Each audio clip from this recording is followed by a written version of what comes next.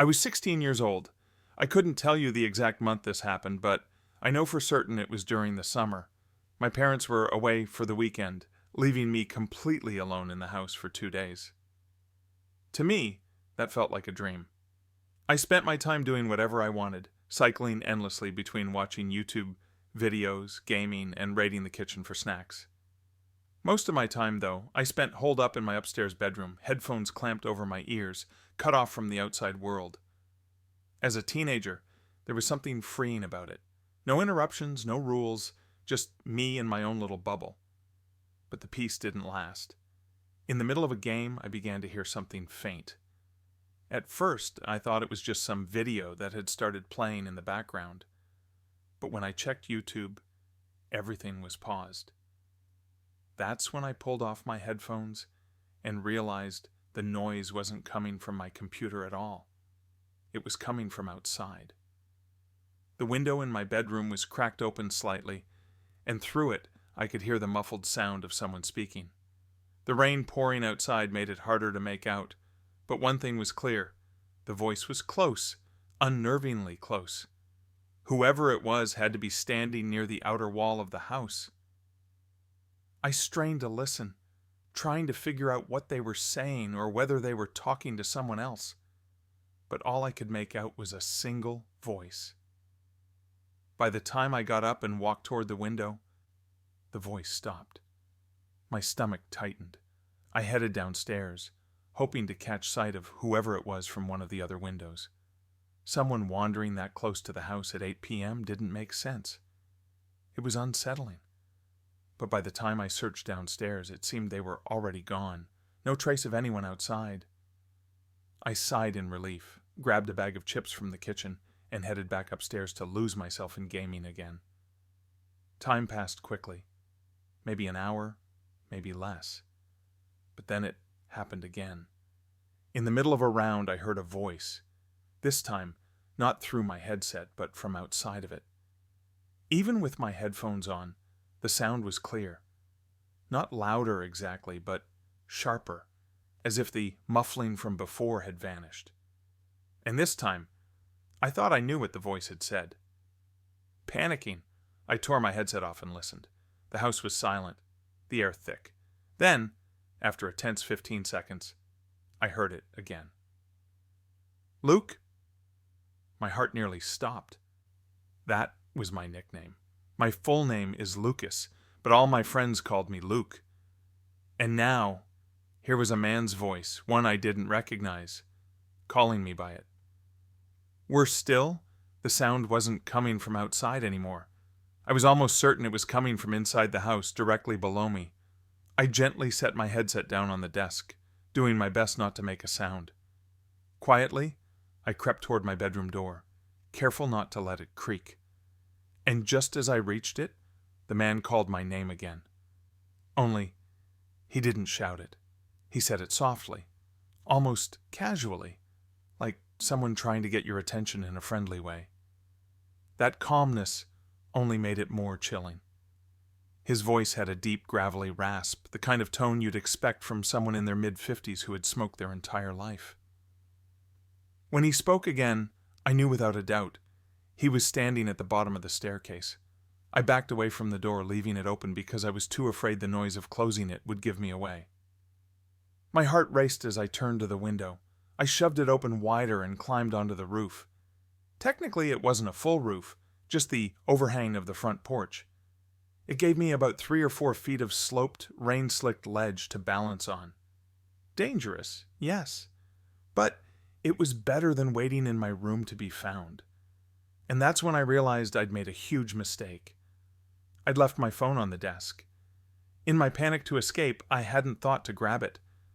I considered sneaking back inside to get it, but when I peeked through the window, my blood ran cold. A shadow was moving down the hallway toward my room. I pulled back immediately, pressing flat against the outside wall. My chest pounded as I tried to keep my breathing quiet. Seconds later, I heard him inside my room. The shuffle of movement, the sound of things being moved around. Then, once again in that same disturbingly soft tone, "Luke." I risked a glance, just enough to see the wall inside. His shadow stretched across it, shifting as he looked around, probably noticing my computer screen still lit up with my game and realizing I had to be close.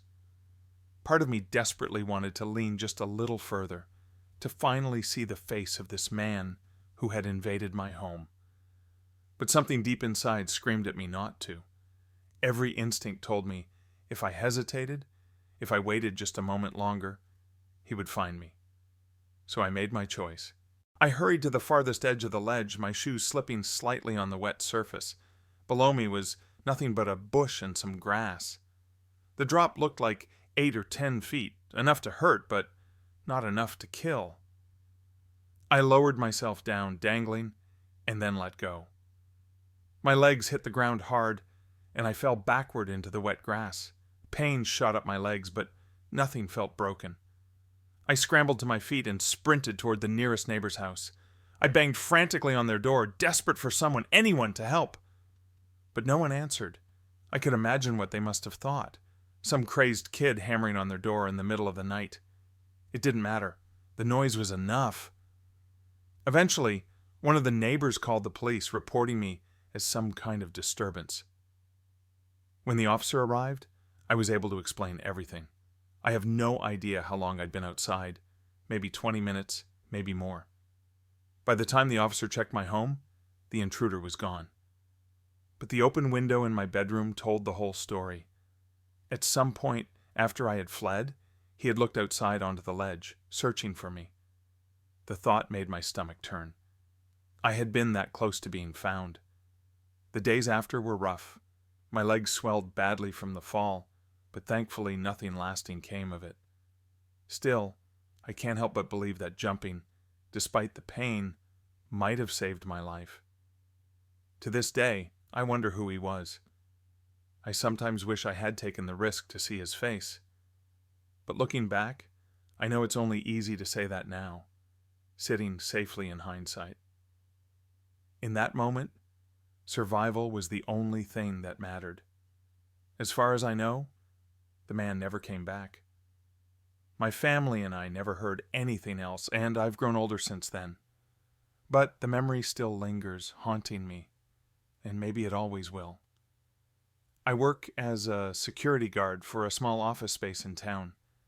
And even after everything I'm about to tell you, I still kept the job. Not because I wanted to, but because I couldn't find anything else that paid better. Trust me though, if I ever get the chance to leave, I won't think twice. One of the reasons I originally took this job, and why I didn't mind it at first, was because the office sat in the middle of a large business district, tucked away in a pretty wealthy part of town. Honestly, I never imagined anyone would actually try breaking into a place like this. You'd figure people would know better. Wealthy area means security, whether that's cameras, alarm systems, or guards like me. It just didn't seem like the kind of place anyone would target.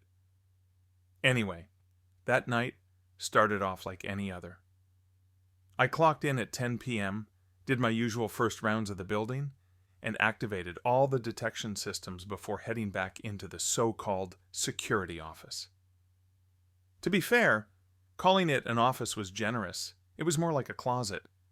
4 walls, no windows, no real comfort. Not exactly the kind of place you want to spend an entire shift. That's why I always tried to walk around more than I technically needed to. The rule was 1 patrol every hour, including a perimeter check outside. But sitting there, staring at monitors all night, was unbearable. So, I'd take extra walks just to break up the monotony. Only problem? That night, the rain was relentless. It was coming down so hard that walking around outside wasn't an option. I was stuck inside, pacing the hallways instead. Now, here's something worth mentioning. Whenever it rained, the cameras outside would fog up. Every single one of them. Which meant during storms, those cameras were basically useless. And sure enough, about 30 minutes into my shift, the monitor lit up with an alert. Motion detected. It was one of the front entrance cameras. I leaned closer, squinting at the blurry feed. Through the foggy lens, I could barely make anything out. there was definitely movement. It looked like someone, a figure, standing by the front door. At first, I thought it might have been my imagination. But no, there was definitely something there. So, I got up, left the office, and made my way down to the first floor. My plan was simple: step outside, see who it was, and figure out if they needed anything. But when I pushed open the door and looked out, nothing. Nobody there. Just sheets of rain pounding the pavement. Weird. I reset the alarm, shut the door, and chalked it up to a mistake. Maybe whoever it was realized they had the wrong building and left. It was strange, sure, but I didn't dwell on it. I went back upstairs, sat down at my desk, and barely 5 minutes passed before another sound made me sit up straight. A phone was ringing. Not the security phone on my desk. This was coming from somewhere below me in one of the offices. Annoyed, I got up and went downstairs, but by the time I got there, the ringing had already stopped. I waited for a moment, and almost as if on cue, the phone started ringing again. This time, I followed the sound. It led me into a dim office filled with rows of desks. The overhead lights were all off, but in the middle of the room I saw a faint glow. A phone sitting on one of the desks lit up as it rang. The screen said, "Unknown caller." Now, let me pause here. This wasn't the main reception phone, the one you'd expect people to call if they wanted to reach the company. No, this was a random desk phone, one that should have been no different from any of the others in that room. How did someone even have the number to that specific extension? I stared at it, debating with myself. I wanted to pick it up, ask who was on the other end. The curiosity was gnawing at me, but deep down, I knew it wasn't my place. Answering random office calls wasn't part of my job, and if the wrong person found out, I could have gotten in trouble. So, I left it. Problem was, I didn't know how to silence the thing. So, for the next hour I kept hearing that damn phone ringing, over and over again, echoing from below me while I sat in the security room upstairs. By the time 1 a.m. rolled around, I needed to stretch my legs. I got up and did another walkthrough, just the standard rounds. It only took 10 minutes. But when I came back and sat down at the desk, something happened that rattled me to my core. A loud thump echoed through the building.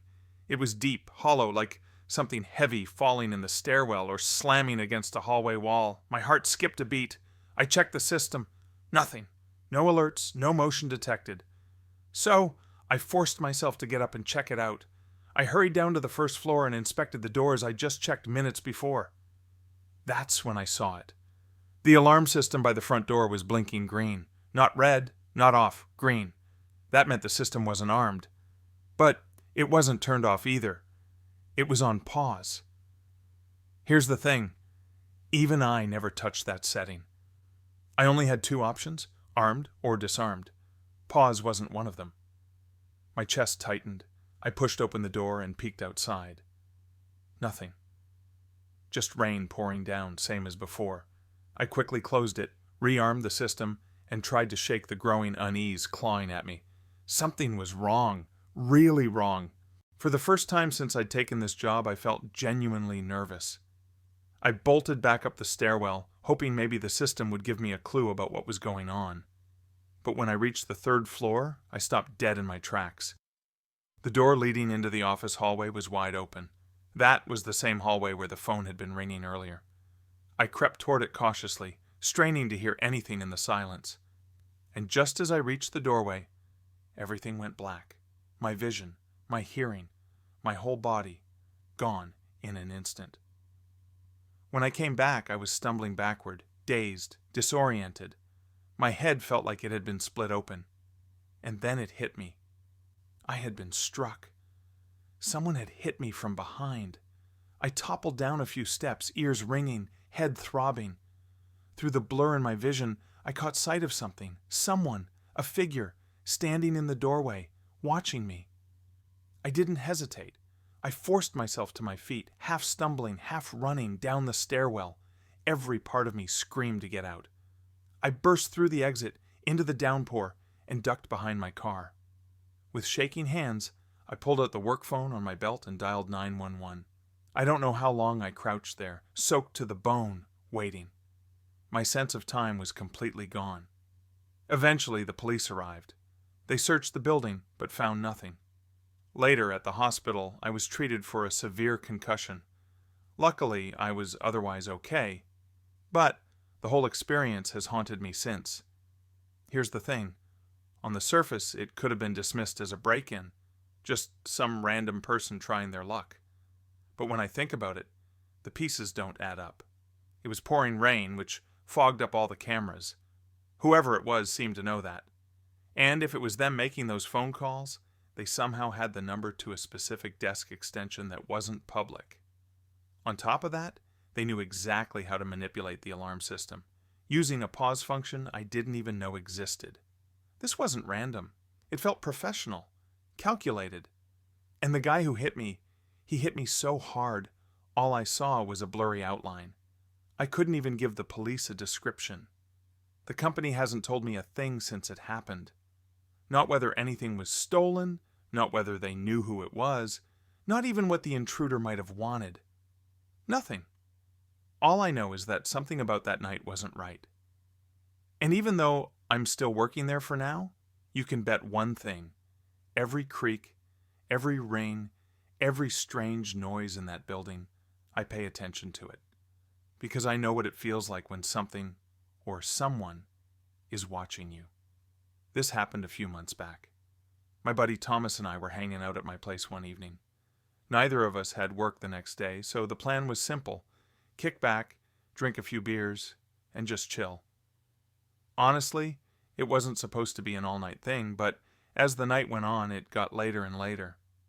By around 10 p.m., I told Thomas he could just crash on my couch if he wanted. That was actually pretty normal. He still lived with his parents, so spending the night at my place was a way for him to have some space of his own. We ended up making plans for the next morning too, which turned the casual hangout into something more like a mini weekend. The only problem was Thomas hadn't brought extra clothes or anything he'd need for tomorrow. So, before he had too many drinks, he decided to make a quick trip home to grab some stuff. That way, he could come back, we could drink a bit more, and he'd be set for the next day. Sure, he could have just stayed home since he was already going back, but like I said, he liked hanging at my place better, and the drive was barely 5 minutes. So, I just stayed behind to wait for him.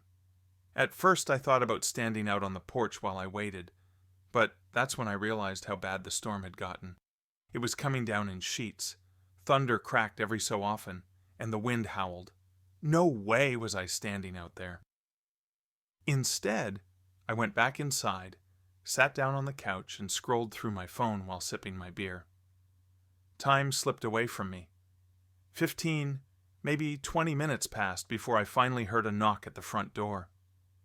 Thinking nothing of it, I got up, expecting to see Thomas. But when I opened the door, my stomach dropped and I nearly spilled my drink. It wasn't Thomas. Instead, some random man stood there, drenched head to toe, wearing almost all black. His hair was plastered to his forehead, rain dripping off his clothes, and he just stared at me. His presence immediately unsettled me. Even buzzed from drinking, I knew instantly there was no universe where I'd have opened the door to this guy if I hadn't been expecting my friend. And with the storm raging outside, what was he even doing here? Before I could ask, the man slid 1 foot forward into the doorway. He leaned in slightly, peering inside my house with this tired, almost drained expression on his face. But the strangest part was the smile. A subtle, eerie smile spread across his face. Instinctively, I reached back for the door and muttered something about how I thought he was someone else. I tried to close it, but he didn't budge. His foot stayed firmly wedged in the doorway. For a good 4 or 5 seconds, we just stood there, locked in this tense, bizarre standoff. I had no idea what to say, and he just smiled. Finally, without a word, he slid his foot back, took a single step away, and kept that same unsettling grin as I shut the door. The second the latch clicked, I hurried back to the couch, grabbed my phone, and fired off a quick text to Thomas. "Hey man, Watch out for some creep hanging around the house. Honestly, at the time I treated it more like a joke. The whole encounter had been so weird that I laughed it off, blaming the drinks for making it seem scarier than it was. But then time dragged on. Thomas should have been back long before now. At first I figured the storm slowed him down, but when I peeked through the window my blood ran cold. His car was already parked outside on the curb. Confused, I opened the front door and stepped out, calling for him. But Thomas wasn't anywhere around. His car was off, the windows fogged, and when I squinted, I could clearly see he wasn't sitting inside. Worried, I pulled out my phone and called his number. Immediately, his phone lit up inside the car, screen glowing in the dark, unanswered. He wasn't there. Now, panic started creeping in. I walked down the driveway into the pounding rain, shouting his name even though the storm swallowed every sound. Lightning flashed, illuminating the street for a split second, but there was still no sign of him. And that's when it hit me. The man at the door. The realization struck like another bolt of lightning. My heart raced as I sprinted back inside and slammed the door shut, locking it behind me. My clothes and hair dripped rainwater onto the floor, but I barely noticed. Something felt wrong. Terribly wrong. As I caught my breath, I noticed the hallway leading deeper into the house was pitch dark, completely black, like every single light had been shut off. But I was sure I'd left a couple of them on earlier. Uneasy, I crept down the hallway, each step echoing in the silence. The contrast between the raging storm outside and the unnatural stillness inside was suffocating. When I reached the end of the hall, I froze. Pressed against the wall was the faint outline of a figure. I squinted, trying to process what I was seeing. Someone was standing there, hiding, their body pressed flat against the wall, trying to blend into the shadows. We locked eyes, or at least, I think we did, for a couple of seconds too long. Then, without hesitation, the man pushed off the wall and stepped toward me. His arm raised, and in his hand, I could see the faint glint of something metallic. A weapon. I didn't wait to find out what it was. Instinct took over. Every muscle in my body exploded with adrenaline, and I bolted. I sprinted to the front door, yanked it open, and launched myself into the storm. The rain soaked me instantly, but I didn't stop running until I dove onto the porch of a nearby house, pulling out my phone with trembling hands to call 911. From there, I had a partial view of my own home through the sheets of rain. Minutes later, I watched as two officers arrived. They walked calmly up the driveway, approaching the front door.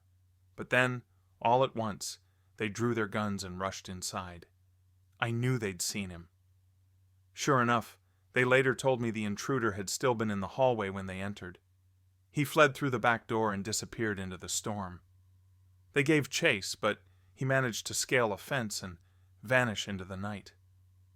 When I ran back over and explained everything, the officers immediately began searching for Thomas.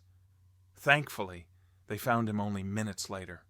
He was locked inside a car parked just down the street, tied up and restrained. It turned out the stranger had ambushed him as soon as he pulled up, holding him at gunpoint. After forcing him into another car down the road, the man circled back to my house and broke in through the back while I was distracted looking for Thomas.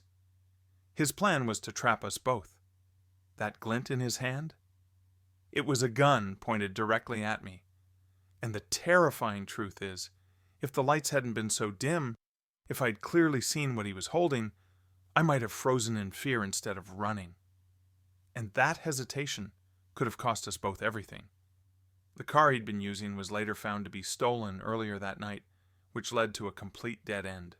No prints, no leads, no trace of who this man was or why he targeted us. To this day, we still have no idea what he wanted, or what could have happened if I hadn't made the split-second choice to run.